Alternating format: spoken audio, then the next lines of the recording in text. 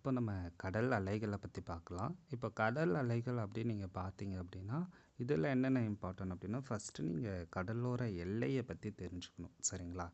அப்போ நிலத்தின் ஒரு பகுதி கடலை அடுத்தோ அல்லது ஒட்டியோ எது வந்து கடலுக்கு பக்கத்தில் இருக்கோ அதுதான் கடலோர எல்லை அப்படின்னு நம்ம தெரிஞ்சுக்கிறோம். நெக்ஸ்ட்டு பார்த்தீங்க அப்படின்னா இந்த பாயிண்ட் இம்பார்ட்டன்ட். சீ கிளிஃப் அப்படின்னா என்னென்னு பார்க்கணும். பாறை கடல் ஓங்கல் அப்படின்னா என்ன அப்படின்னா, கடற்கரையை அடுத்துள்ள நிலம் அலைகளின் மோதலாலும் அரிப்பினாலும் கடலை நோக்கி செங்குத்தாக உயர்ந்து காணப்படும். இது வந்து பாறை கடல் ஓங்கல் எனப்படும். சீ கிளிஃப் அப்படின்னு சொல்கிறாங்க. அப்போ சீ கிளிஃப் அப்படின்னா கடற்கரையில், அதாவது கடற்கரையை அடுத்துள்ள நிலம் அலைகளின் மோதல். ஓகேவா? கடற்கரைக்கு பக்கத்தில் இருக்க நிலப்பகுதியில் வந்து அலை வரும்ல, அந்த அலை வரனால அந்த அரிப்பு நடக்கும். சரிங்களா? இங்கே பாருங்கள், இதுதான் கடல் ஓங்கல். அதாவது இந்த அலைப்பகுதி வந்து அந்த பாறை பகுதியை மூடிக்கிட்டே இருக்கும். சரிங்களா? அப்படி மூடுறனால என்ன ஏற்படும்னா அரிப்பு ஏற்படும். அப்படி அரிப்பு ஏற்படுறனால என்ன நடக்கும் அப்படின்னா, அந்த ஒரு பகுதி வந்து கடலை நோக்கி இப்படி செங்குத்தாக நிற்குதா, இதுக்கு பேர் தான் பாறை கடல் ஓங்கல், சீ கிளிஃப். இப்படி நீங்கள் ஒவ்வொரு டாப்பிக்குமே நீங்கள் அதை அவங்க சொல்லியிருக்கிற டெஃபினேஷன்ஸை வச்சு நீங்கள் புரிஞ்சுக்கணும். சரிங்களா? அதுக்காக தான் நான் இதை சொன்னேன். நெக்ஸ்ட்டு கடற்குறை குகைகள். ஓகேவா? இப்போ கடல் குகைகள் அப்படின்னா அந்த கடல் அலைகள் வந்து அதே பகுதியில் விரிச்சலை இதே டாப்பிக்கில் ஏற்படுத்திக்கிட்டே இருந்துச்சுன்னா இங்கே வந்து ஒரு குகை ஏற்படும்ல, அதுக்கு பேர் தான் கடல் குகைகள். ஸோ சீ கேவ்ஸ் அதெல்லாம் இங்கே சொல்லியிருப்பாங்க.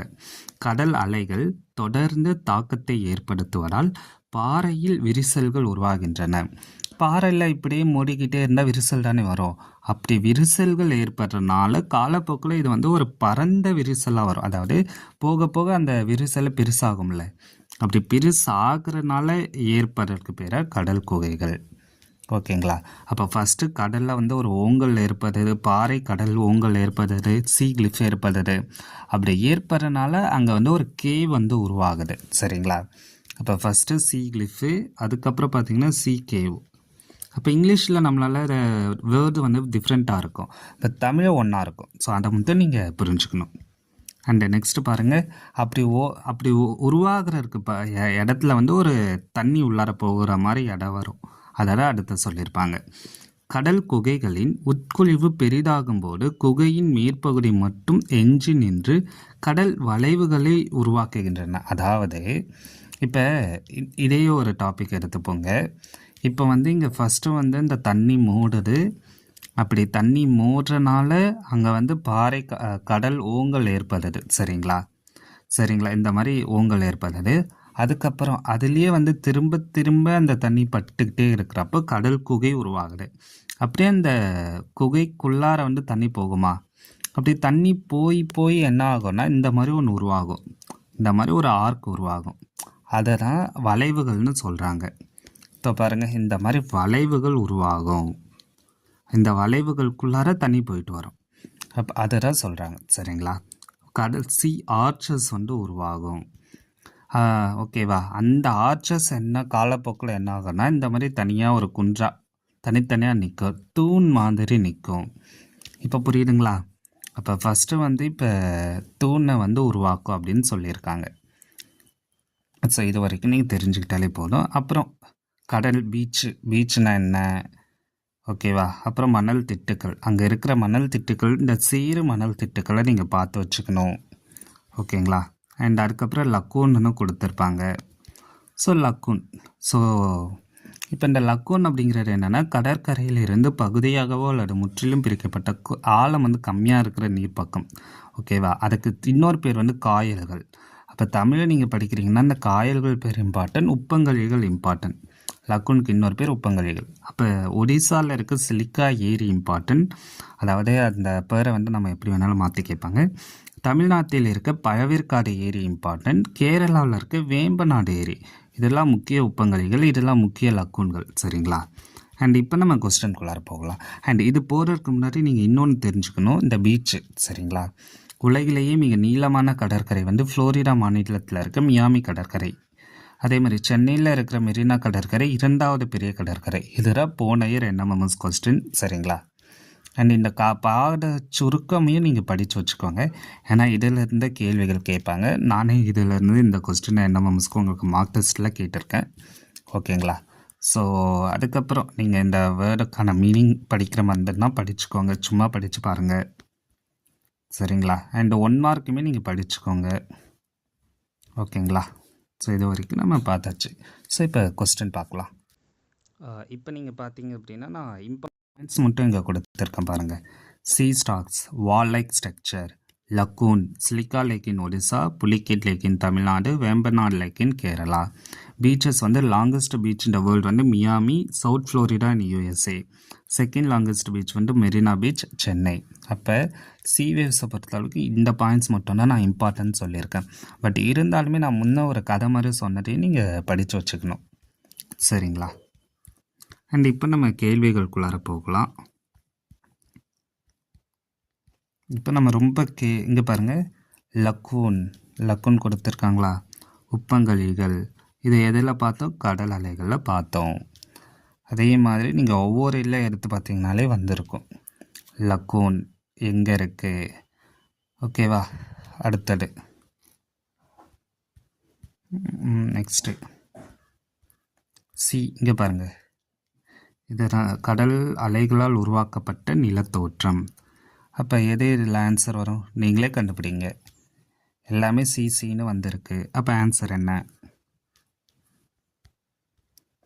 இது ஃபஸ்ட்டு கிளாஸ்லேயே பார்த்தாச்சு. இங்கே பாருங்கள், அந்த கேள்வி அப்படியே கேட்டிருக்காங்களா? As the cavities of sea caves become bigger and bigger, only the roof of the caves. அப்போ கேவ்ஸ்னு வந்தால் என்ன ஆன்சர் வரும்? அப்போ அப்படி நீங்கள் படித்து வச்சுக்கணும். சரிங்களா?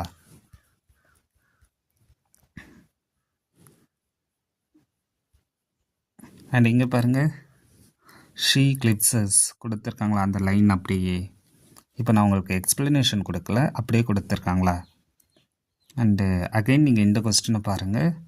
உங்களுக்கு கேள்வியை வந்து அப்படியே தான் கொடுத்துருப்பாங்க. லைக் புக்கில் என்ன லைன் இருக்கோ அந்த லைன் அப்படியே எடுத்து வச்ச மாதிரி கொடுத்துருப்பாங்க. இங்கே பாருங்கள், இது நான் கேட்ட கேள்வி.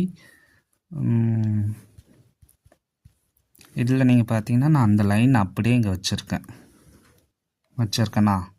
அப்போ இதுக்கான மீனிங் என்ன அப்படின்னா, நீங்கள் ஸ்கூல் புக்கில் இருக்கிற லைனை அப்படியே படிக்கணும். அதுதான் மீனிங்கு.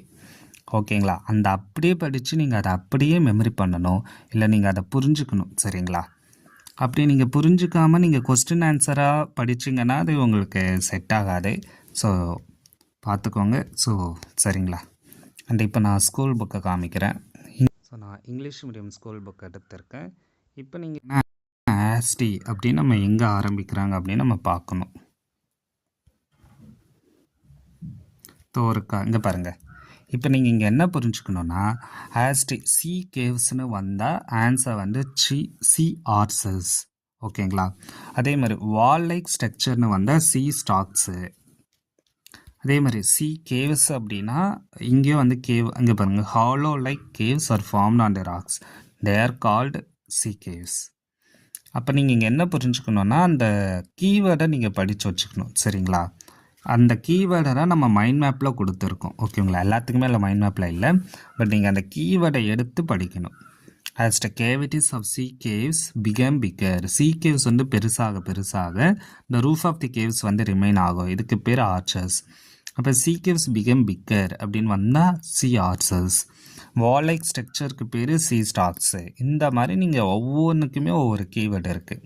அந்த கீவேர்டை படிக்கணும். நீங்கள் இங்கே பார்த்தீங்கன்னா தெரியும், ஒரு பீச்சில் இருக்க மொத்த லேண்ட்ஃபார்ம்ஸ் என்னென்ன அப்படின்னு கேட்டாங்கன்னா, ocean, sand spit, delta, river, bay of Bengal நம்ம சொல்கிறோமா, bay, coastal dunes, coastal lagoon, headland, cliff, sea arch, beach, sea stack, sea stump.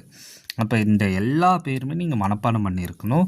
ஏன்னா நல்லா புரிஞ்சுக்கோங்க, இதை வந்து நமக்கு மேட்ச் த ஃபாலோவிங்கில் கேட்குறாங்க, அசர்ஷன் ரிசனில் கேட்குறாங்க. அசர்ஷன் ரிசனில் கேட்டாங்கன்னா புக்கில் இருக்க லைன் அப்படியே கொடுப்பாங்க. ஓகேங்களா? அதே மாதிரி சி கிளிஃப் அப்படின்னா என்ன அப்படின்னா, நீங்கள் எரோஷன் அண்ட் டெபோசிஷன், ஓகேவா, அப்படின்னு வந்தால் சி கிளிஃப் அப்படின்னு நீங்கள் ஞாபகம் வச்சுக்கணும். ஸோ நீங்கள் ட்ரை பண்ணி பாருங்கள். சாண்ட் பார் அப்படின்னாலுமே elongated deposition of sand are மட்டு. ஓகேங்களா? ஸோ இந்த மாதிரி நீங்கள் அந்த கீவேர்டை ஞாபகம் வச்சுக்கணும். இப்படி ஞாபகம் வச்சு படிக்கிறப்போ உங்களுக்கு இந்த ஒரு லெசன் ஈஸியாக இருக்கும். ஓகேங்களா? இந்த லெசனோட மொத்த கான்செப்ட்ஸுமே நம்ம எடுத்து இப்போ பேசியிருப்போம். லேண்ட் ஃபார்ம்ஸ்லேருந்து எவ்ரி இயர் ஒரு 1 to 2 கொஸ்டின்ஸ் வருது. அடுத்த வருஷமுமே நமக்கு இதுலேருந்து கொஸ்டின்ஸ் வரும். அண்ட் நம்ம மொத்தமாகவே ஒரு 4 வீடியோவாக போட்டிருக்கோம். ஆன்லைன் கிளாஸ்லேயுமே இதை எடுத்திருக்கோம். அது இல்லாமல் நிறைய இது வரைக்கும் கேட்ட எல்லா என்எம்எம்எஸ் கொஸ்டினுமே நம்ம எடுத்து டிஸ்கஸ் பண்ணியிருக்கோம். அப்படிங்கிறப்போ இந்த லெசன் இதோட நம்ம முடிக்கலாம். அண்ட் உங்களுக்கு இதில் டவுட் இருந்தால் நீங்கள் ஆன்சர் பண்ணுங்கள். அண்ட் இந்த ஒரு கிளாஸ் வந்து உங்களுக்கு எக்ஸ்ப்ளனேஷன் கிளாஸில் உங்களுக்கு லெசனை பற்றி நான் டீச் பண்ண போகிறது இல்லை. ஓகேங்களா? அப்போது நீங்கள் வந்து இந்த கொஸ்டின் ஆன்சர் ஃபார்மேட்டில் அதை எப்படி நம்ம ரிமெம்பர் வச்சுக்கலாம் அப்படி நீங்கள் படிங்க. அதே மாதிரி நம்ம அந்த சிவேவ்ஸை பற்றி மட்டும் படிக்கிறப்ப மட்டும் அதில் எப்படி வந்து ஃபஸ்ட்டு வந்து அந்த தண்ணி போய் அதை வந்து தண்ணி இருக்குது, அந்த தண்ணி அந்த பாறையில் மோதுறதுனால எப்படி வந்து இந்த பாறை ஓங்கல் கிளிஃப் உருவாகுது, அந்த கிளிஃப் வந்து எப்படி குகையாக மாறுது, அந்த குகை எப்படி வளைவாக மாறுது அப்படிங்கிறத அந்த வளைவு போக போக என்னவாகும், நமக்கு கடற்கரையாக மாறும். அப்போ இதை வந்து நீங்கள் இந்த ஆர்டர் வைஸ் படிக்கணும். சரிங்களா? அந்த ஆர்டர் வைஸ் நம்ம சொல்லித்தரல, அதையும் இன்னொரு வீடியோவாக நான் போடுறேன். பட் நீங்கள் அந்த ஆர்டர் வைஸ் அந்த கீவேர்டு எல்லாத்தையுமே நீங்கள் படிக்கிறப்ப இந்த ஒரு லெசனில் நீங்கள் ஈஸியாகவே ஆன்சர் பண்ணிடலாம். ஏன்னா இந்த லெசனில் 1 to 2 கொஸ்டின்ஸ் வரும். மட்டும் ஜியாகிரஃபியில் 14 கொஸ்டின், அதில் இந்த ஒரு லெசனில் மட்டுமே 2 கொஸ்டின்ஸ் வரைக்கும் நம்ம எக்ஸ்பெக்ட் பண்ணலாம். அப்படிங்கிறப்ப இம்பார்ட்டன்ட் லெசன். இதுக்கு மேலே நீங்கள் படிங்க. Thank you students.